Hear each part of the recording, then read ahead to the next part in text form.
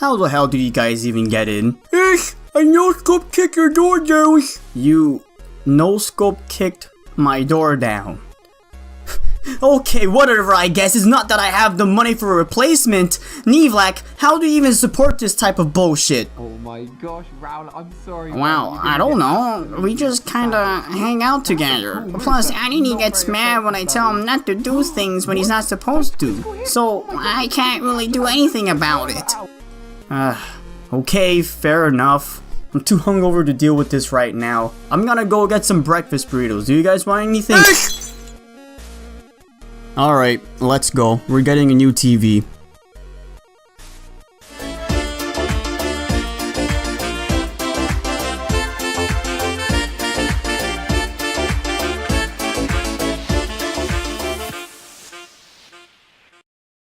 YouTube poop. Where there's smoke, they pinch back. Back in the day, we were introduced to a medium that got us going, and that is called YouTube poop. A concept where you take a video source and make something dumb out of it. Ranging from the stupidity and randomness that these videos offer, it was such a golden age for YouTube where we can just sit down and laugh at the king saying dinner in a distorted voice, or Luigi saying spaghetti 14 times faster. And after that, it just blew up. It became the staple of the meme culture back then, seeing people going crazy with mashing up media together and having fun.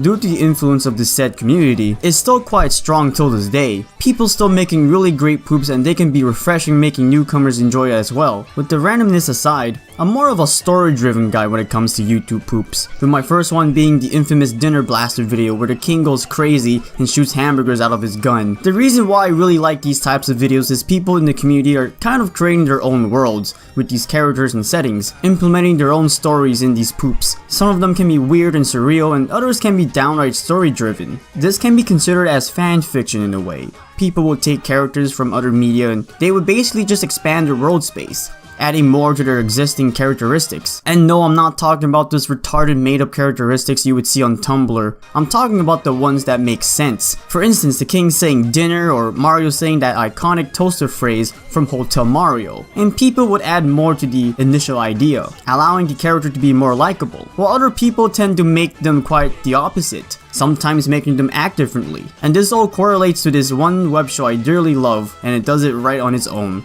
And that is called The Frollo Show. Yes, nice new wheels, Angelos. What do you mean, nice new wheels? This is my car. Doesn't look like your car, Angelo. Remember, Angelo? Your car is at the workshop because you forgot to turn off your car the other day, making the battery run dry. If this isn't my car, then this was a pretty good fun if I do say so myself. Am I right, fellas? More like you stole it. We gotta bring this car back to its rightful owner. Ha! You're funny. More like keeping it for the next few years because wow, this car is really nice looking. Despite the little anime Christmas ornaments in here. Anyways, let's see who this car belongs to. I had a few drinks last night. Yeah, no wonder why you stole this car, Angelo. Look, Nevlak, I don't remember a damn thing from that night. But I do remember being sad after getting drunk and regretting every decision I made in life. Angelo. Well, what do we have here? Holy shit, this car belongs to some weeb. No wonder why the car smells really bad. Oh no. Don't you think it's right to bring it back to him so we don't cause any conflicts? I mean, look, there are already dents on it. Nevlak, stop being worried. And besides, I'm only borrowing it. Yes, I'm on Angelo's side. This car looks like something out of Grand Theft Auto 5. I mean, hello, Tooth.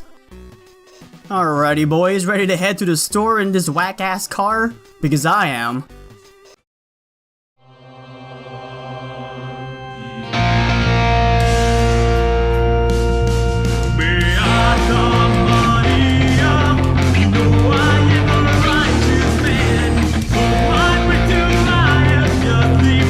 The Frollo Show can be described as one hell of a show. Well, for me that is. The show stars Frollo, who also stars in The Hunchback of Notre Dame, a perverted pyromaniac going on misadventures with his buddy Gaston, as things quickly escalate when they run into trouble. That's it. That's the whole idea behind their shenanigans, but there's actually more to this. How Chin, the creator of the web series, writes all of these characters from their original source material into his own thing. It evolved from a YouTube poop to an actual series, an anti-hero struggling to do what's right or wrong while his friends go down the rabbit hole with him, and his problems, of course. And with this, it creates all sorts of conflicts these characters go through and witness over time in the series, and I love that. I love it how they are written to fight back in the most genuine and humorous way possible. The way the show conveys this is by its visuals and sound aspects. It's well done, and I can appreciate the effort from how Chin does it especially, how he emphasizes everything, from the emotions and reactions the characters make, the genuine relationships, the right sound or music used in certain scenes, and the dialogue from just voice mixing everyone. It sounds great. Well, not the videos from the YouTube poop era because you couldn't understand what they're saying half of the time, but you know what I mean. And now the show went to a whole new direction from just being this stupid and dumb little web series of just two guys fucking around to a depressing, bloody, psychologically horrific, disturbing, and just really dark. Best friend. Fucking slave! When I say those words, I actually do mean it from my perspective. The show changed a lot over the years, from the themes the show communicates to the audience, the ideas it visualizes behind the humor, and just overall heart-wrenching. The Frollo Show itself has a few share of dark moments, and I mean dark moments that makes you go, what the hell? We're talking about breaking someone mentally or leaving someone behind to die. These are the types of moments we were not expecting to happen. The characters going through tough times and pretty much die in the duration of those situations. I feel in the show that it expresses a lot of this, even in the earlier days where Frollo sets his house on fire. Despite that being a minor problem to him and being funny at the same time, it's not comparable to the scenes we witnessed in the recent episodes. There are a lot of times set in the show from racism, depression, violence, distress, revengeance, manipulation, abuse, and love. And love plays an important role in the show's runtime, but I'll come back to that later. There are examples of this even ranging from Chin's other series, Elite Fighters, which is canon to the Frollo Show. In Elite Fighter 7, we are introduced to Mormon Jesus, who is in charge of the US-Mexican border control, and he tries to kill T-Hawk. But in the pity story of Frollo finally does it, it is revealed that his job at the border patrol is an excuse to shoot down dark-skinned people. The scene where Gary was killed by baetitis, Ib is enraged by this and tries to fight him. Once she's down, he mercilessly beats her to death, calling her disgusting names while he's doing it. He just murdered a child. Of course we can't see it, but this is probably the most unsettling part from the sounds of him beating her until she dies. And this is probably my favorite part from the Friends story, where everyone is trapped in a theater and the spotlight chooses Harvey, and then everything goes nightmarish where Marco on the screen starts laughing at her. Ronald being this creepy fuck taunting and stabbing her, and Jay Mawson appearing, telling her that everything will be okay until he is impaled by Marco's shoe. Ronald continuing to taunt her, and right after all of that, that nightmare fuel moment, she melts, and dead at this point.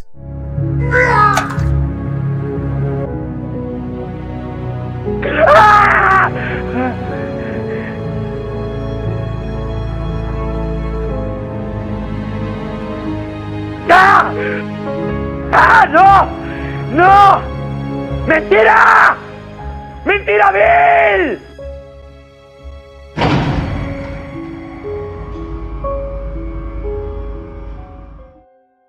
Revealing that the whole scene didn't take place in the real world. This sequence, Harvey, a cheery and energetic character going through a situation where she changes her personality to a distressed and disturbed individual, desperately wanting to get out of there, but she is reminded of the horrors of Jane being killed off and Marco.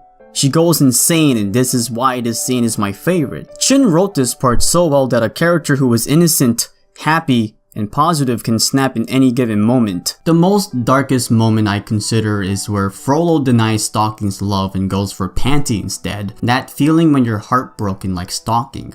That's when all hell breaks loose. And that is the darkest moment in the entirety of the Frollo Show.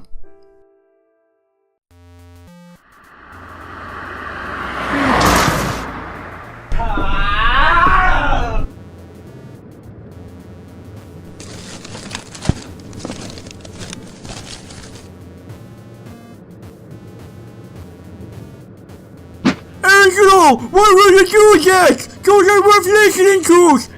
Honestly, I don't get the difference between physical and digital versions of music. Like, what are the benefits of even owning an actual CD when you can just listen to them straight from your phone? Then again, owning a physical copy of an album can come in handy for your CD collection. But Angelo, it's Shin Megami Tensei. Well, Shin Megami, shut the hell up! I'm driving this car, and I have the power to do whatever I want in this car. So we're going to listen to my songs and my songs only.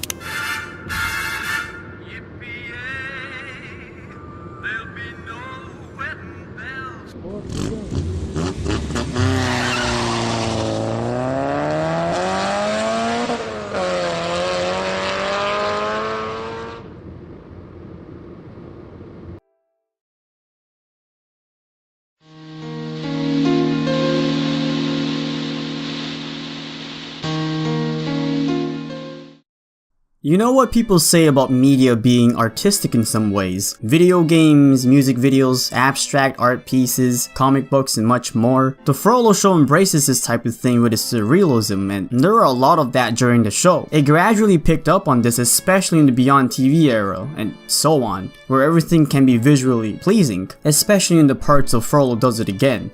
Okay, at this point, you guys notice that this is probably my favorite episode in the entirety of the show. I know the other episodes are great and all, but this one takes everything to a whole new level. You know, you get it.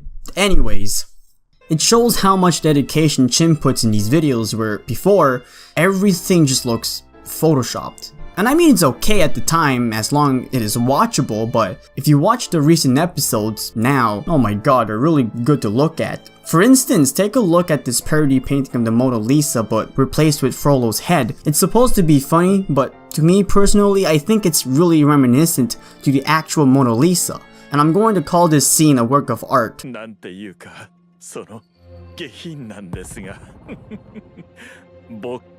しちゃいましてね。何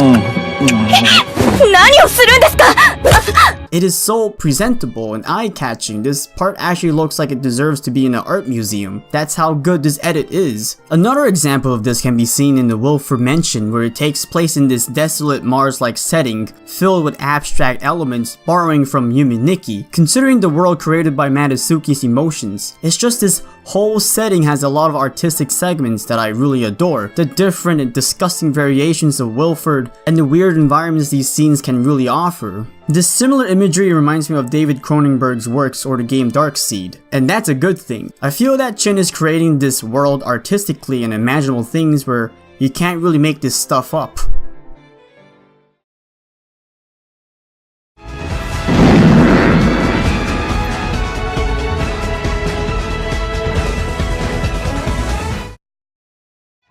The Frollo Show is a very distinct and artistic web show, and it shows.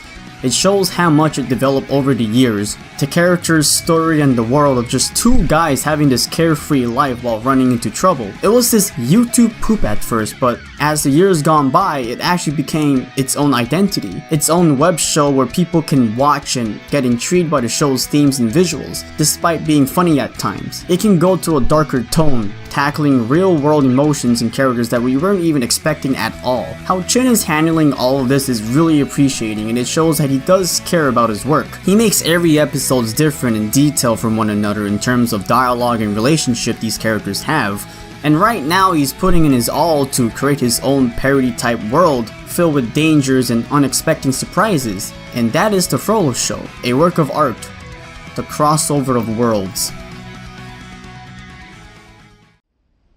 Finally, we got ourselves a brand new TV. I still want to hear the soundtrack. And I'm still disappointed at you for stealing the car, Angelo. Guys, we got a new TV. Emphasis on got?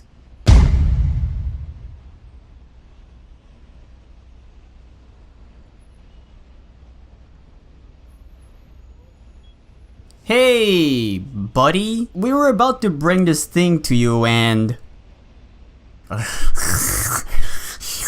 I have to spend my time watching car like hell. I came all this way to retrieve my car back.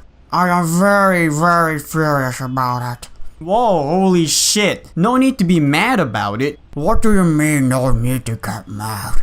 You stole my car, which is considered theft and trespassing, since you left your beer bottles all over my mother's lawn.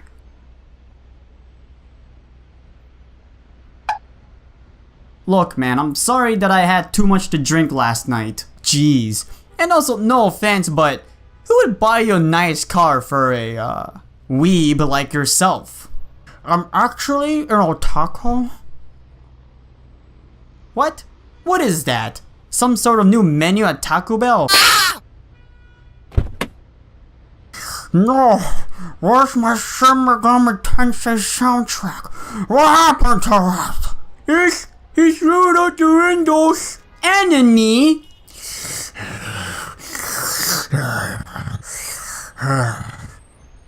Oh, that's it. I'll have my dad sue you guys. Aren't you capable of doing that yourself? My dad's a lawyer. Well, we don't really have the money to repair the damages. I don't really have the money to repair the damages.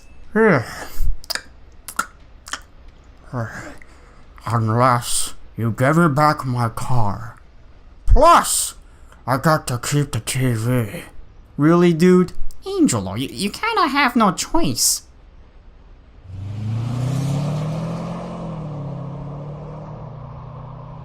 Has he noticed the dents yet? Don't worry about it.